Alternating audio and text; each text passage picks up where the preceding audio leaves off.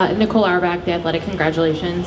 Simone, what made you so emotional after that race?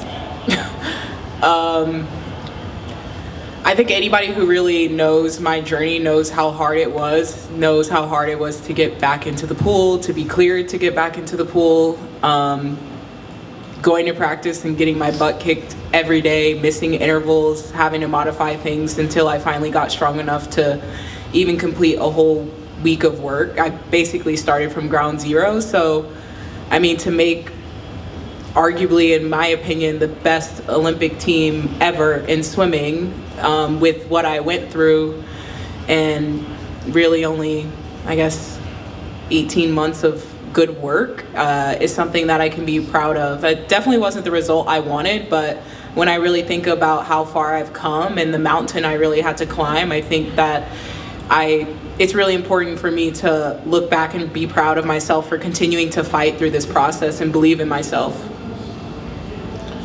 Dan Diodano from Swimming World. Gretchen, going back to the last trials of this, how much did this event mean to you, and to perform and punch your ticket in on this event? Yeah, it means a lot. I've definitely battled with this event for a lot of years, and it's been quite a journey just to get back to even the times I was going when I was 16. And so just to get third in such a competitive event like this one is pretty much a dream come true, and I think my 16-year-old self would be really proud of me. And it wasn't exactly the time I was looking for, but I don't want to dwell on that. I think just getting to the wall, putting up a good race, and being on a relay with these ladies is definitely even more than I could have asked for. So. For Simone, Pat 40 from Sports Illustrated, was there ever a time you thought you were through, and if so, what brought you back? I don't think there ever was a time that I necessarily thought I was through. I think that I had to do a bit of soul searching after Tokyo to decide what I wanted the journey to look like. I definitely think that through the process there were times that I was like, why am I doing this? I can think back to certain meets and results I had at those competitions, and you travel home on Sunday and I'm like, I really don't want to go to practice Monday. Like, I'm not ready to go back, just because I wasn't seeing the progress that I wanted. So I think there was a lot of ebbs and flows in the journey, but I don't think in my mind there ever was an option to quit. I don't know. Getting through trials in 2021 was a tough journey, so I felt like in some way I had some armor to be able to get through this one. It wasn't as what I thought it would be, but like I said, I'm really proud of the process and the journey that I took to get here.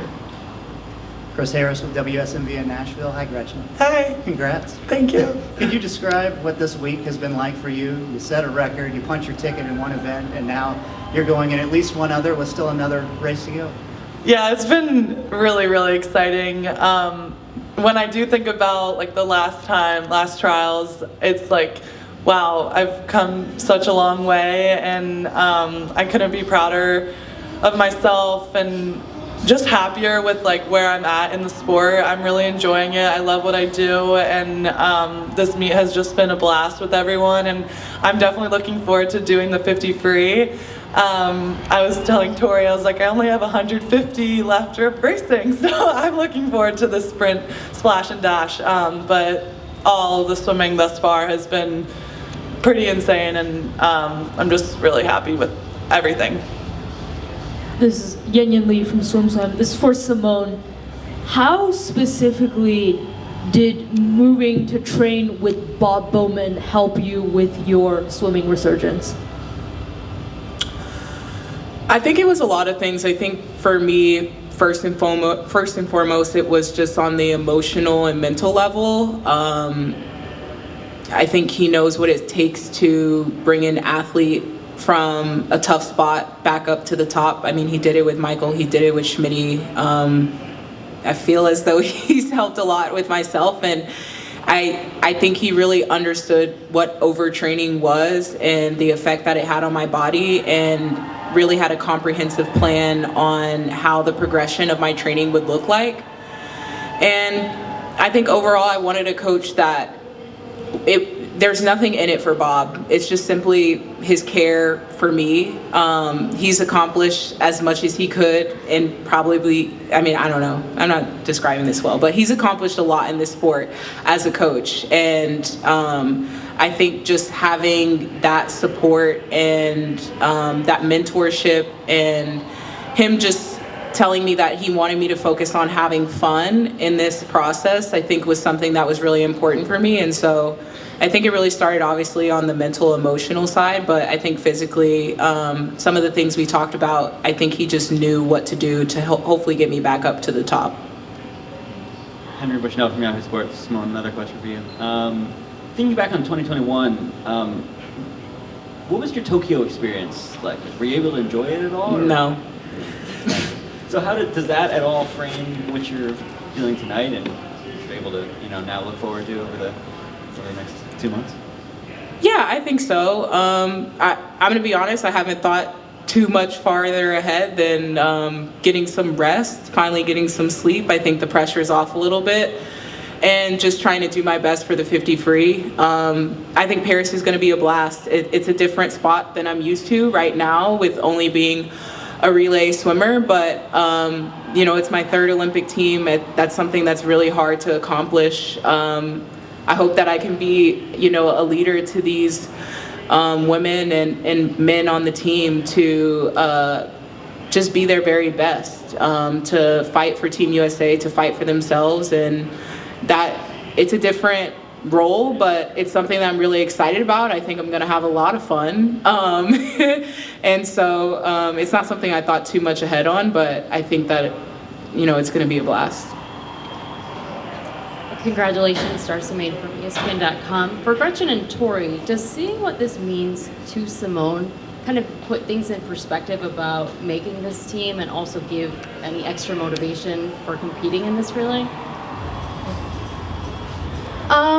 Yeah, I mean, you see the emotions at this meet, and that makes it so much more real, seeing you cry and seeing how much it meant to you, it's a really big deal, and making your third team is an amazing accomplishment. I didn't realize, I feel like you don't realize how hard it is to truly make Team USA until you're competing for that spot, and to make it 3 times is just an insane accomplishment. So I think that, yeah, definitely seeing the emotions from everyone makes the moment more real. After my 100 fly the other day, I felt totally fine afterwards until I saw one of my teammates crying, and then I was like, oh my God, this this is a really big moment. So yeah, I think that it definitely makes it feel more real. Yeah, I would agree with Torri. Hearing Simone's story, it's very moving. I think she's a great example to just put into perspective what you can go through in this sport. It's very unforgiving, and she's a true inspiration to, I think, everyone on Team USA. I'm excited to have her as a role model out in Paris, and I'm just looking forward to experiencing my first Olympics with her third Olympics, and it should be one for the books for sure. Hi, this is Jen from NBC. Simone, this is for you. During prelims today, you came out with your armor on, game face, everything. Tonight when you came in, when you were announced, it seemed like you were receptive to the crowd. You did have a smile on your face. Record-breaking attendance tonight. What did it mean to swim here in front of this crowd tonight? This sport, realistically speaking, has been a very lonely place for me. And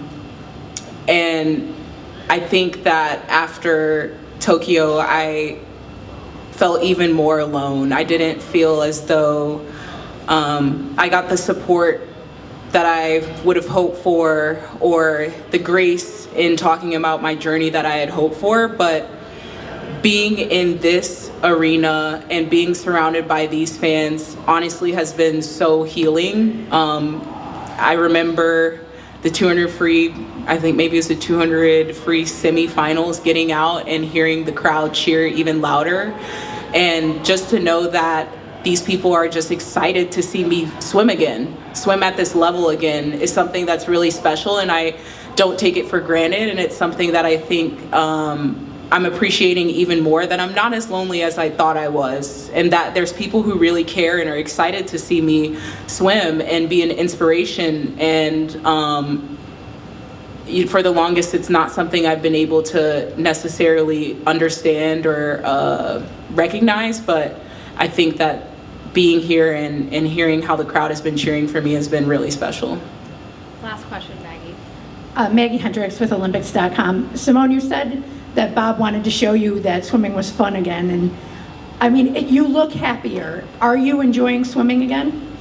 I am. I still have my ebbs and flows. I still have high and lofty goals. So, you know, seeing the result after the 100 free today, I was a little bummed, but also at the same time, I'm so happy. Like, I have worked so hard, and I have been surrounded by some of the best people that I know that have continued to push me and make swimming fun again. And I mean, that's just part of the journey that I'll never forget. You know, the times, the medals, people say they all fade, but the memories are things that will last forever. And I'm just so proud of myself, my character, what I've learned through this process, and more than anything, having fun in the sport again.